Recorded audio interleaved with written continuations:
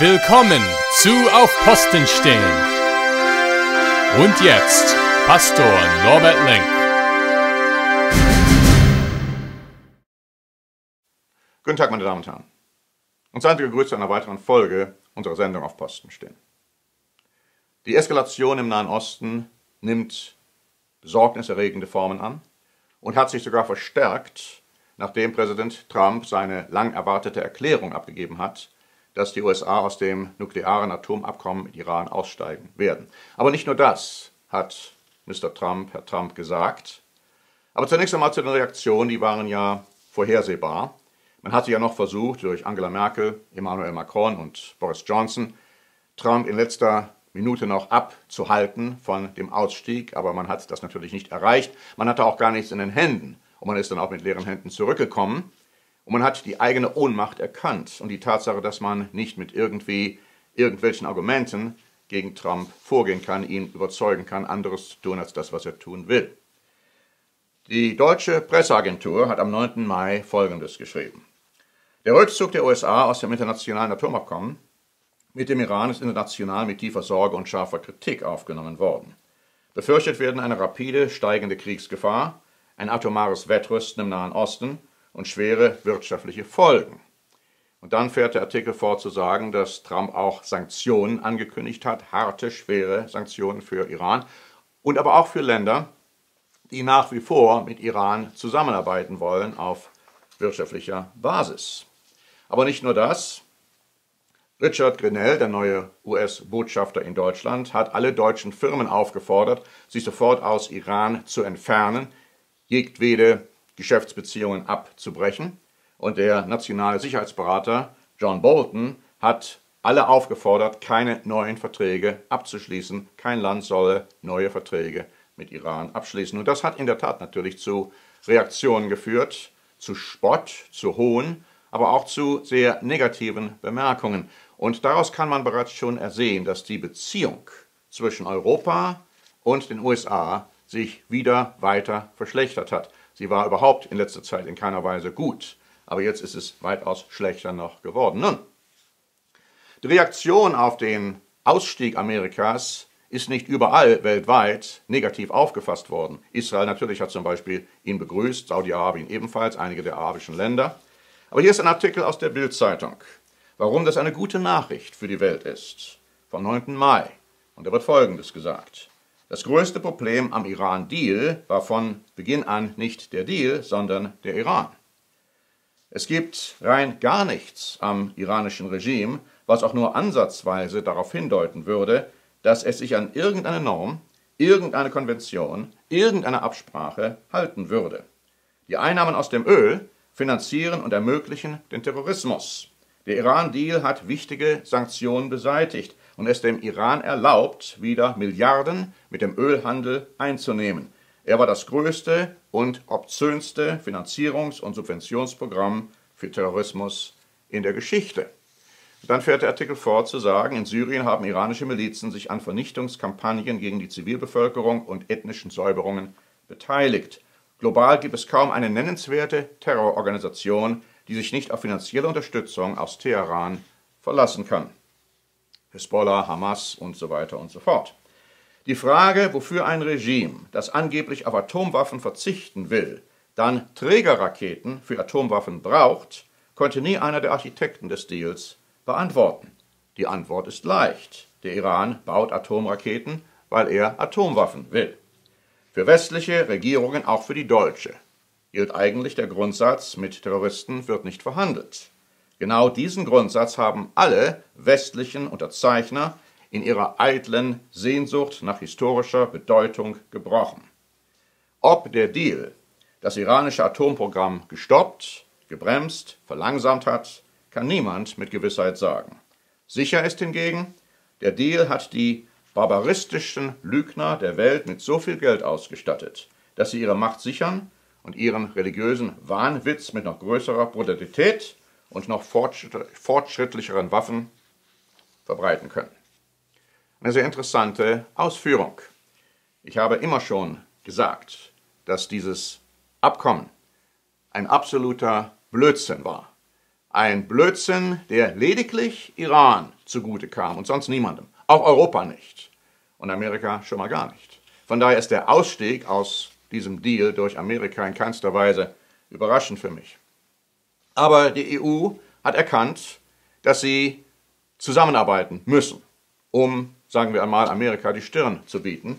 Und so schreibt der Stern Folgendes: US-Präsident Donald Trump wird sich nach den Worten von EU-Ratspräsident Donald Tusk mit einer geeinten EU konfrontiert sehen. Die Europäische Union werde geschlossen vorgehen, erklärte Tusk durch Twitter. Und es heißt natürlich auch in diesem Artikel, dass die EU am Iran-Abkommen festhalten will. Nun, einige Zeitungen haben gesagt, das ist nun in der Tat der Litmus-Test. Wird Europa endlich einmal in der Lage sein, gemeinsam etwas zu erreichen, gemeinsam in vereinigter Form vorzugehen? Oder wird es wieder zu diesen ewigen Diskussionen kommen?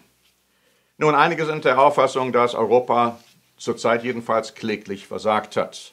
Hier ist ein Artikel aus der Welt, wo Folgendes geschrieben stand: Ohne eine einzige realpolitische Idee nehmen die Europäer den Mund voll mit humanistischen Parolen. Man muss es klar sagen, Europas Nahostpolitik ist erbärmlich und einer potenziellen Macht wie der Europäischen Union nicht würdig. Nichts fällt den Europäern zu dem stetig bedrohlicher werdenden Krisenherd Nahost ein, sieht man ab von der Klage über die amerikanische Kündigung des Atomabkommens und Merkels und Macrons Initiative zur Eskalation aufzurufen. Europa, dieser wirtschaftliche Riese, dieser politische Zwerg, dieser militärische Wurm, hat nichts unternommen, um die eigentliche Gefahr einzudämmen, die sich seit Jahren abzeichnet: die allmähliche Machtübernahme Teherans in Syrien und im Libanon. Europa, die Deutschen, die Franzosen, die Briten stieren seit Jahren auf diese Gegend, aber sie bleiben sprachlos und ideenarm. Was sind eigentlich die Grundsätze der deutschen Iran-Politik? Keiner wird eine Antwort auf diese Frage erhalten. Soweit die Welt. In keiner Weise eine Zeitung, die normalerweise gegenüber Merkel sehr kritisch ist. Aber die sehen natürlich die Ohnmacht Europas. Und jetzt blicken alle auf Macron, Emmanuel Macron, der jetzt auch den Karlspreis erhalten hat für seine Verdienste um Europa.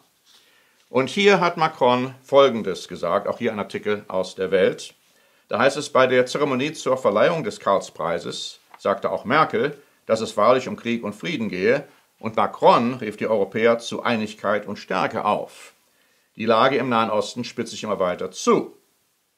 Vor dem Hintergrund der Eskalation hat Frankreichs Staatschef Emmanuel Macron die Europäer zu Stärke und Einigkeit aufgerufen. Wir dürfen nicht warten, wir müssen jetzt etwas tun, seien wir nicht schwach, sagte er.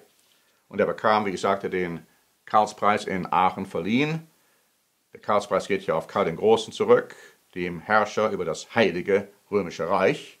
Heilig deshalb, weil es eine Kollaboration war zwischen Kirche und Staat. Das heißt, Europa müsse eine eigene Souveränität aufbauen und dürfe seinen Kurs nicht von anderen Ländern bestimmen lassen. Mit Blick auf die Reaktion großer europäischer Länder auf den Ausstieg der USA aus dem Atomabkommen mit dem Iran, sagte Macron: Wir haben uns entschieden, Frieden und Stabilität im Nahen und Mittleren Osten zu schaffen. Ja, wie? Zunächst einmal vielleicht durch Diplomatie, aber mit Diplomatie wird man es nicht unbedingt erreichen. Die Bibel sagt uns etwas ganz anderes, was geschehen wird. Der Artikel fährt fort. Merkel bezeichnete die gemeinsame europäische Außenpolitik als existenziell notwendig für die USA oder für die EU vielmehr. Es ist nicht mehr so, dass die Vereinigten Staaten von Amerika uns einfach schützen werden, sagte Merkel. Europa müsse sein Schicksal selbst in die Hand nehmen. Aber Merkel ist zu schwach dazu. Und jetzt blicken alle auf Macron, dass der vielleicht die Zügel in die Hand nimmt, das Ruder herumreißt. Aber auch er wird es nicht sein, letztendlich, der die Vereinigung von Europa, oder ich will genauer sein, die Vereinigung von Kerneuropa, 10 europäischen Staaten oder Staatengruppen, herbeiführen wird. Das ist prophezeit, dass es kommen wird. Eine machtvolle europäische Macht, aber eine Macht, die auch militärische Macht hat.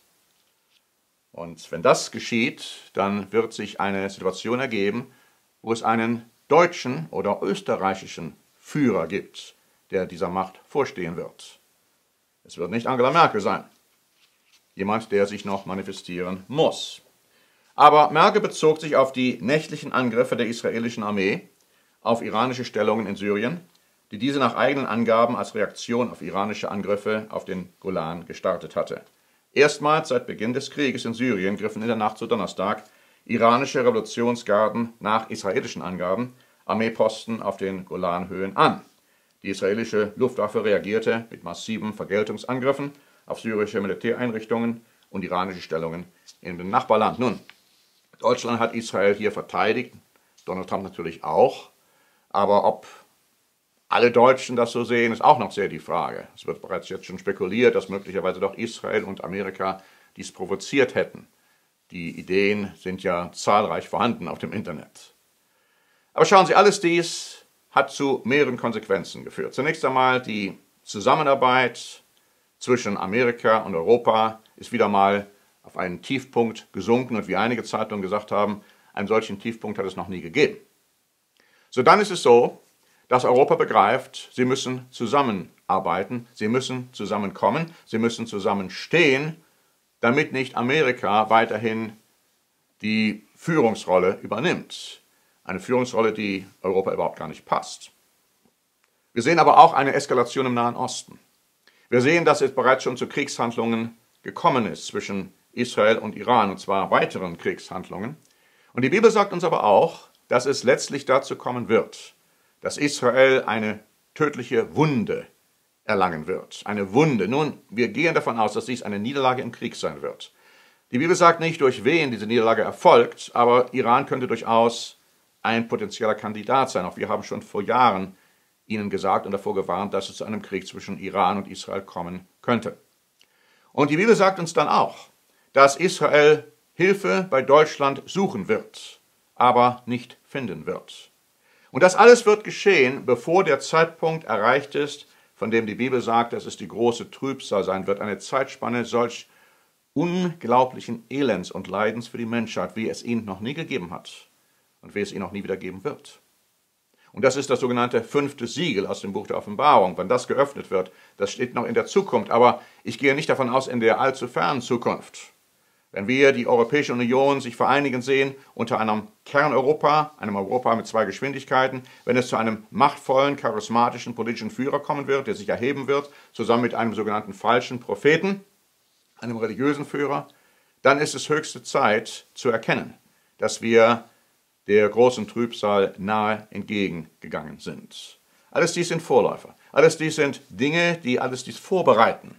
Und Sie sollten darüber informiert sein, was zurzeit geschieht und was in der Zukunft geschehen wird. Wir haben einige Broschüren veröffentlicht, kostenlose Broschüren, absolut kostenlos. Europa in der Prophezeiung, Deutschland in der Prophezeiung und auch eine Broschüre über das Buch der Offenbarung, wo über diese Prophezeiungen näher geschrieben steht. Und anhand der Bibel erklären wir, was geschehen wird, was klar und deutlich prophezeit ist. Wir möchten Sie auffordern, sich ein kostenloses Exemplar dieser Broschüren zu bestellen. Und ich verbleibe bis zum nächsten Mal, Ihr Norbert Link für eine Sendung auf Posten stehen.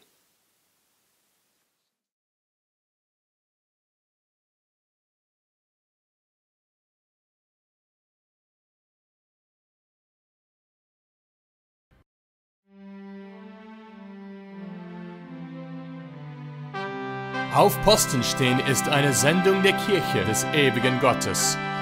Weitere Videos sowie Broschüren und Artikel finden Sie auf unserer Webseite aufpostenstehen.de.